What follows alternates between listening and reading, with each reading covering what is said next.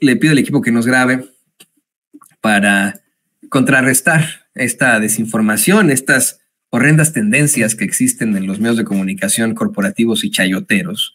Nos hemos dado la tarea en la mesa editorial de Sin Censura de seleccionar las que para nosotros son las noticias más importantes del día. Y comenzamos con esta. Mire, el Instituto Nacional Electoral dio a conocer que a nivel nacional, a nivel México, la fecha límite para que la ciudadanía tramite su credencial para votar con fotografía, la credencial del elector, es este 22 de enero. ¡Ojo! La fecha límite para tramitar en México la credencial del elector es el 22 de enero, con tal de que podamos ejercer nuestro voto en las elecciones del 2 de junio. Ya tomo nota. Esto a nivel nacional, México. Si usted no tiene su credencial de elector o tiene que renovar su credencial de elector ahí en México, no pierde el tiempo. Nos quedan 12 días, nada más 12 días para renovar o sacar nuestra credencial de elector y que podamos votar en las elecciones del 2 de junio si usted está allá en México.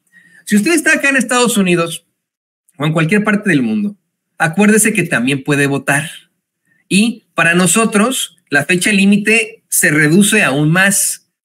En el consulado de Chicago nos dijeron que es el 15 de enero. Esto con tal de que nos pueda llegar la credencial a tiempo, la podamos activar y nos podamos registrar en el padrón electoral con tal de determinar la forma en la que vamos a votar.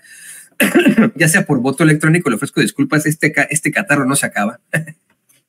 Ya sea por voto electrónico, ya sea que nos envíen la boleta a nuestras casas o en alguno de los 20 consulados seleccionados en toda la Unión Americana, pero para ir a esos consulados uno se tiene que registrar antes, acuérdese.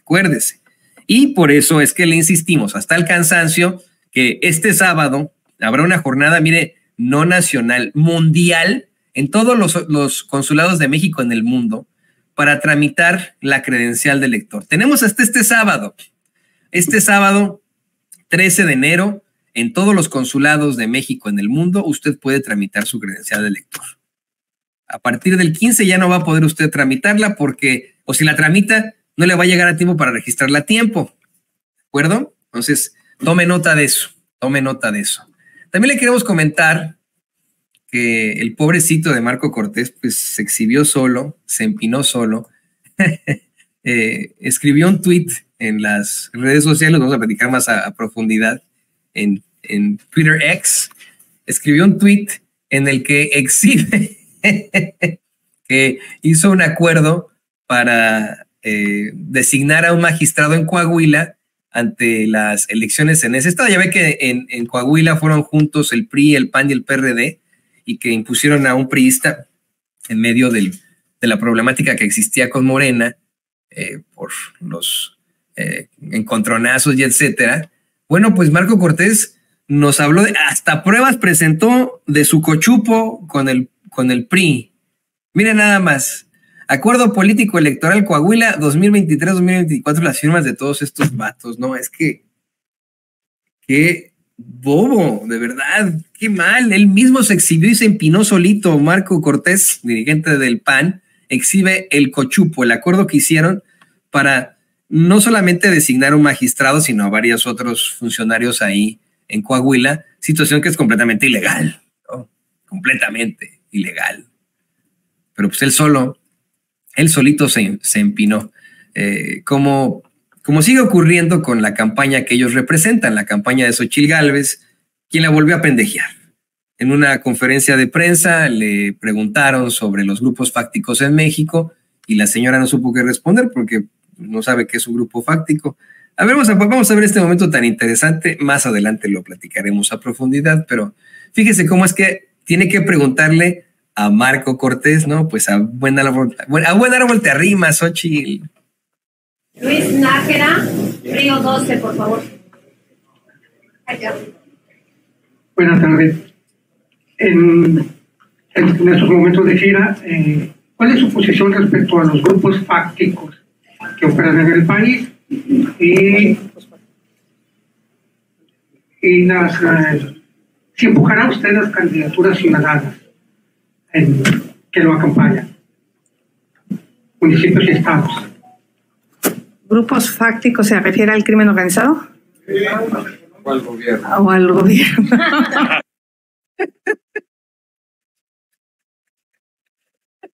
No, yo cada vez que no me río, es que qué barbaridad. Mire, usted lo sabe perfectamente, ¿no? Hay dos conceptos, de facto y de jure. De facto es de hecho, algo que ocurre porque ocurre debido a un acto a veces hasta ilegal, y de jure, que es de derecho, ¿no? Algo que se hace con todas las de la ley.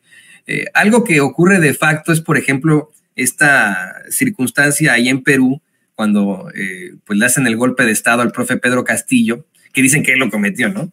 Y se instala como presidenta Dina Boluarte, presidenta de facto, ¿no? De hecho, de ya, ¿no? No es una presidenta elegida por la gente, elegida constitucionalmente, elegida con todas las de la ley, ¿no? Es una presidenta de facto.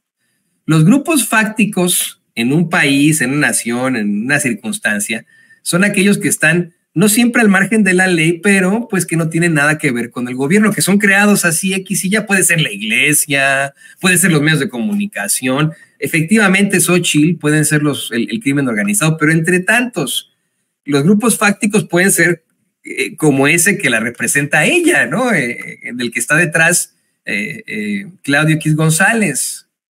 Pero pues es algo que alguien que aspira a ser presidente tendría que saber. Mire, si usted no lo sabe, señores y señores, está bien, ¿no? No es una circunstancia que una persona X tendría que saber en lo general, ¿no? Si, por ejemplo, un piloto o una pilota de avión no sabe qué es un grupo fáctico, pero sabe cómo despegar y cómo aterrizar el avión, pues qué chingón, no tiene por qué saber qué es un grupo fáctico, ¿verdad?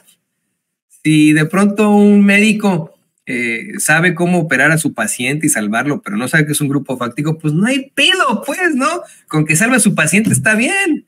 Pero de ahí en fuera, si uno va a ser presidente o presidenta, si uno busca la presidencia, pues tendría que saber los términos básicos de la ciencia política, ¿no? Lo básico tendría que haber leído el Leviatán, hombre, de Thomas Hobbes. Bueno, ¿qué le pedimos? Peras al olmo. Imagínese usted lo que quiere el PAN, instalar ahí el Leviatán para todos los mexicanos, el gobierno del más fuerte. Lo hicieron con el muy malvado de Felipe Calderón, el nefario de Felipe Calderón. Pero bueno, mira, vamos a más información.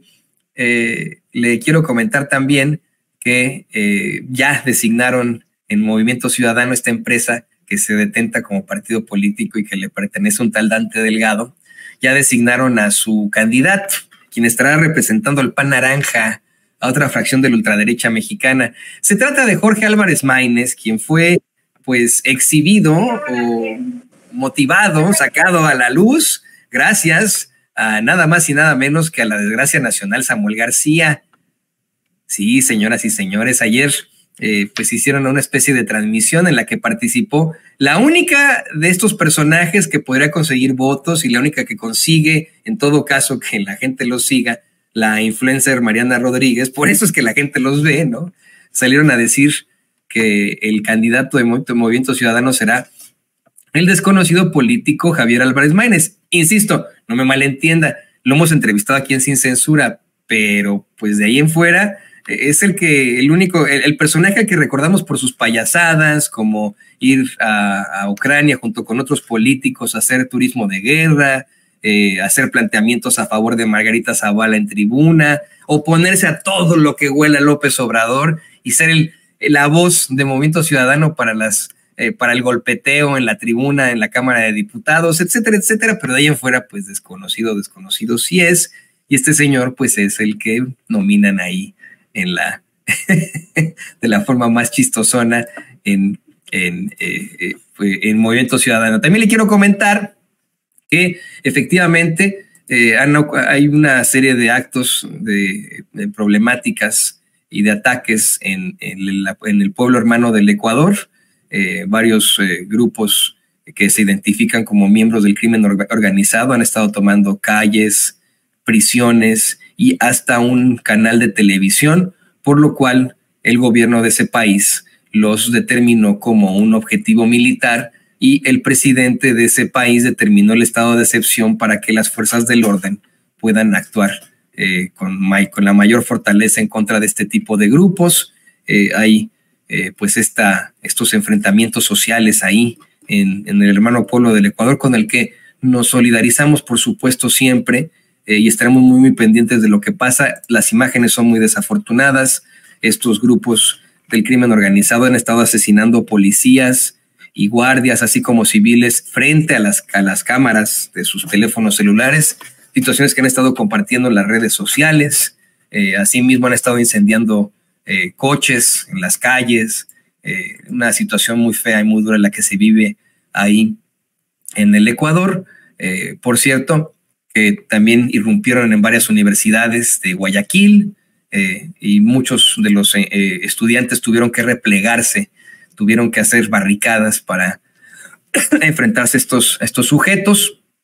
La Embajada de México en Ecuador pide a nuestros conciudadanos seguir las recomendaciones ante el conflicto armado. La Secretaría de Relaciones Exteriores se dice lista para atender a la comunidad mexicana en Ecuador, según la canciller Alicia Bárcena. Y hoy el presidente López Obrador expresó su solidaridad con el hermano pueblo de Ecuador, a quien le mandamos todo nuestro cariño. Por otra parte, noticias internacionales, el muy malvado de Donald Trump, este señor que nos odia, asegura que los demócratas van a utilizar inmigrantes para votar en las elecciones. Muy a la Beatriz Pajés, muy a la, ya saben, ¿no? Muy a la Marco Cortés, ya saben, ¿no? También han estado reportando la detención de varias personas en Nueva York, de varias personas que se detentan como judíos ortodoxos, debido a la localización de una serie de túneles.